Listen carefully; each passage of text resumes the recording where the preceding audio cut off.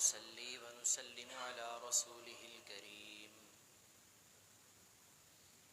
أما بعد فأعوذ بالله السميع العليم من الشيطان الرجيم من همزه ونفخه ونفثه بسم الله الرحمن الرحيم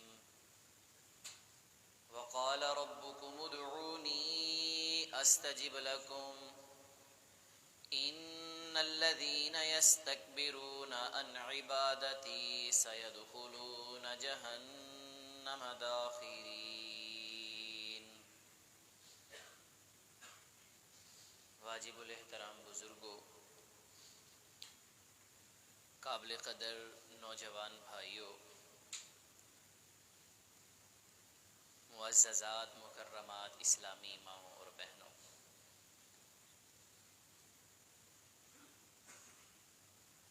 چوبیسویں پارہ سورۃ المؤمن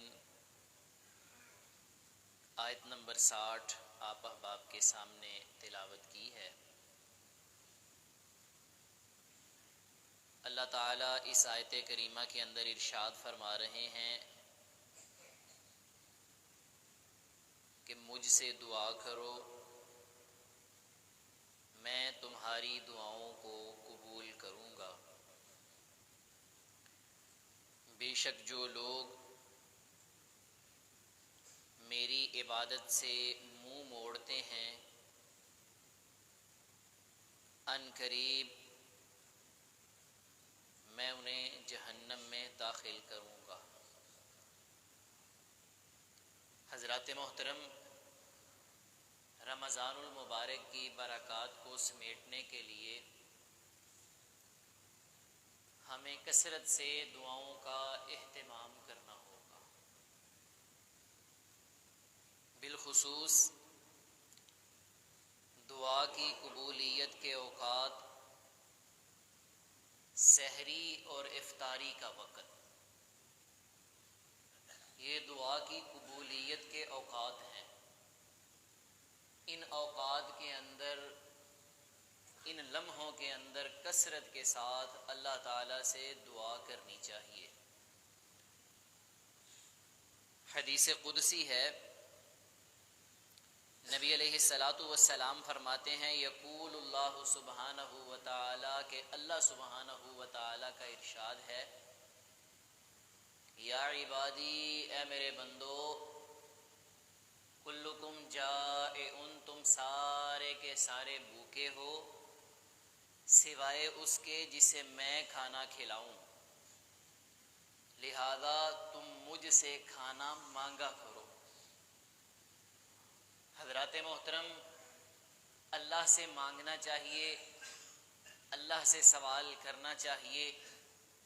افطاری کے وقت دسترخوان پر بیٹھے ہیں تو اللہ سے کھانے کا سوال کیجئے، کھانا طلب کیجئے۔ فرمایا تم سارے کے سارے بھوکے ہو سوائے اس کے جسے میں کھلاؤں، لہذا تم مجھ سے کھانا مانگا کرو۔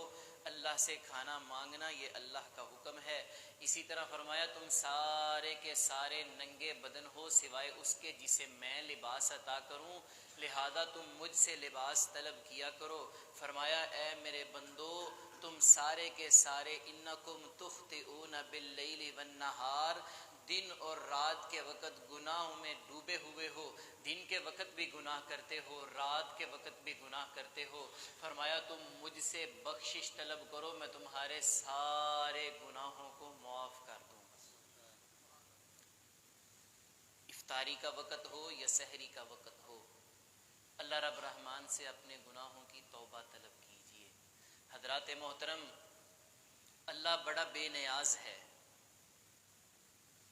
اسی حدیث قدسی میں اللہ سبحانہ و تعالی فرماتے ہیں، اے میرے بندو، اگر تم سارے کے سارے اس متقی آدمی کی طرح ہو جاؤ جو صرف اور صرف میرا تقوی اختیار کرتا ہے، مجھی سے ڈرتا ہے، مجھی پر بھروسہ کرتا ہے، تو فرمایا تم سارے کے سارے اگر متقی بن جاؤ تو تمہارے سب لوگوں کے متقی بن جانے سے میری سلطنت میں کسی قسم کا کوئی اضافہ نہیں ہو جائے گا۔ اور اگر تم سارے کے سارے گناہگار ہو جاؤ، فرمایا میری سلطنت میں کسی قسم کی کوئی کمی واقع نہیں ہو۔ اسی طرح اللہ فرماتے ہیں اے میرے بندو، اگر تم ایک صاف چٹیل میدان کے اندر تمہارے پہلے پچھلے سارے کے سارے لوگ اکٹھے ہو کر مجھ سے مانگنا شروع کر دو، ہر انسان اپنی اپنی حاجت اور ضرورت کے مطابق مجھ سے مانگ لے، فرمایا میں اسے عطا بھی کر دوں تو میرے خزانوں میں اتنی کمی بھی واقع نہیں ہوگی جتنی کہ ایک سوئی کو سمندر کے اندر ڈال کر نکالنے سے واقع ہوتی ہے۔ اللہ اکبر کبیر۔ اس لیے اللہ فرماتے ہیں ادعونی استجب لکم، اور میرے بندو مجھ سے دعا کیا کرو، میں تمہاری دعاؤں کو قبول کرتا ہوں۔ اللہ کے نبی صلی اللہ علیہ وسلم نے فرمایا ان اللہ حیی کریم، اللہ بڑا ہی کرم کرنے والا، بڑا ہی حیا کرنے والا ہے۔ فرمایا جب بندہ اس کی طرف اپنے ہاتھوں کو بلند کرتا ہے نا تو ہاتھوں کو خالی لوٹاتے ہوئے اللہ کو حیا آتی ہے۔ تو سامعین محترم، سحری کے وقت کو اہمیت دیجیے۔ ہمارے معاشرے میں کئی طرح کے لوگ بستے ہیں۔ کچھ لوگ تو سحری کے وقت کو اہمیت ہی نہیں دیتے، رات کو لیٹ سوتے ہیں، کھانا کھا کے سو جاتے ہیں، جی ہماری سحری ہو گئی۔ اللہ کے نبی علیہ الصلوۃ والسلام نے فرمایا تسحروا فإن فی السحور برکہ، میرے صحابہ سحری کھایا کرو، سحری کے کھانے میں اللہ نے برکت رکھی ہے۔ اسی طرح فرمایا السحور کلہ برکہ، سحری کا سارے کا سارا کھانا برکت ہے۔ سامعین محترم، جو لوگ سحری کھاتے ہیں اللہ تعالیٰ ان پر اپنی رحمت نازل فرماتے ہیں۔ اسی طرح فرمایا اللہ کی رحمت والے فرشتے ان بندوں کے لیے دعائیں کرتے ہیں۔ تو سحری کا استعمال کیجئے، سحری کے وقت دعائیں کیجئے، بالخصوص سحری کے وقت اہتمام کیجئے تہجد کی نماز کا۔ اگر تو آپ رات کو قیام اللیل کرتے ہیں تو ٹھیک ہے، اگر نہیں تو بہتر ہے کہ انسان سحری کے وقت قیام اللیل کرے۔ اگر قیام اللیل ممکن نہیں تو کم از کم 2 رکعات نفل نماز ادا کرے، پھر 3 وتر پڑھے۔ حضرات محترم فرمایا علیکم بقیام اللیل فإنہ دأب الصالحین، میرے صحابہ قیام اللیل کو لازم پکڑو، یہ تم سے پہلے نیک لوگوں کی سنت ہے، ان کا طریقہ ہے۔ سحری کے وقت دعا کرنا سنت ہے، قبولیت کا وقت ہے۔ اور سحری کے وقت سنت طریقہ اللہ کے نبی صلی اللہ علیہ وسلم نے فرمایا بکر الافطار واخر الاسحار، میرے صحابہ افطاری کرنے میں جلدی کیا کرو اور سحری تاخیر سے کیا کرو۔ ہمارے معاشرے میں احتیاطیں ہی احتیاطیں رہ گئی ہیں، سنت کو مد نظر نہیں رکھا جاتا۔ سحری قبل از وقت کر کے لوگ فارغ ہو جاتے ہیں، اور افطاری جب ٹائم ہو جائے 4-5 منٹ گزر لینے دیجئے، احتیاط کر لیں۔ رسول اللہ صلی اللہ علیہ وسلم کی سنت اس سے مختلف ہے، اس سے الگ ہے۔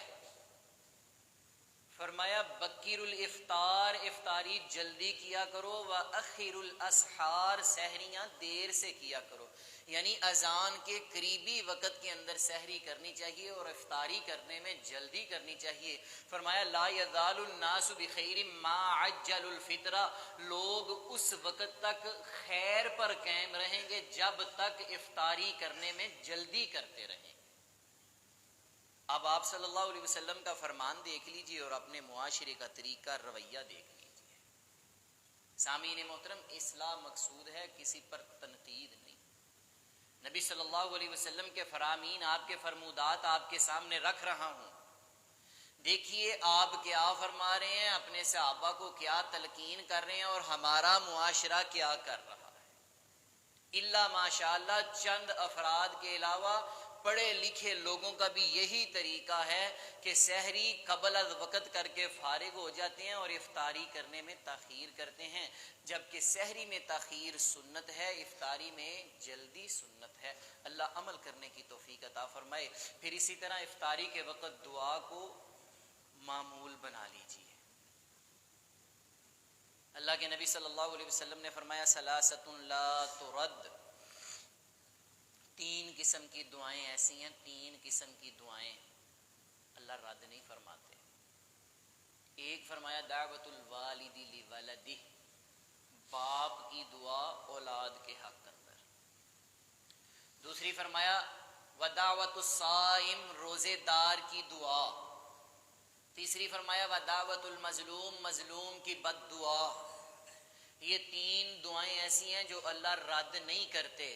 حضرات محترم، افطاری کا وقت ہو تو اپنے رب سے مانگیے کثرت کے ساتھ، بالخصوص رمضان المبارک کا روزہ رکھا ہے، نیک عمل ہے، اس کی قبولیت کی دعا کیجیے۔ یہ اللہ کے انبیاء کی سنت ہے۔ جناب ابراہیم اور جناب اسماعیل علیہ السلام نے رب کا گھر بیت اللہ بنایا، جب مکمل کر لیا تو اللہ سے دعا کرنی شروع کی، ربنا تقبل منا انک انت السمیع العلیم، اے ہمارے رب ہم سے یہ نیک کام قبول فرما، تو ہی سننے والا، تو ہی جاننے والا ہے۔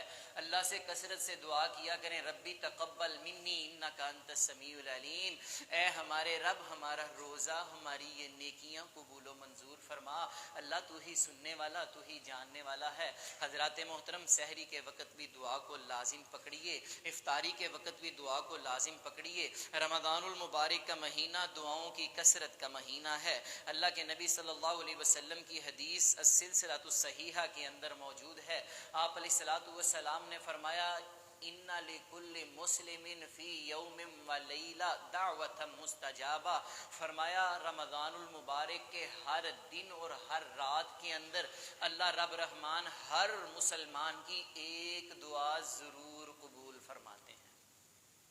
اس لیے دعاؤں کو کثرت سے کیجئے، دعاؤں کا اہتمام کیجئے، اپنے اللہ کو یاد کیجئے۔ جو بندہ اللہ سے مانگتا ہے اللہ کو بڑا پیارا لگتا ہے۔ اللہ ہمیں زیادہ سے زیادہ اپنے سے مانگنے کی توفیق عطا فرمائے۔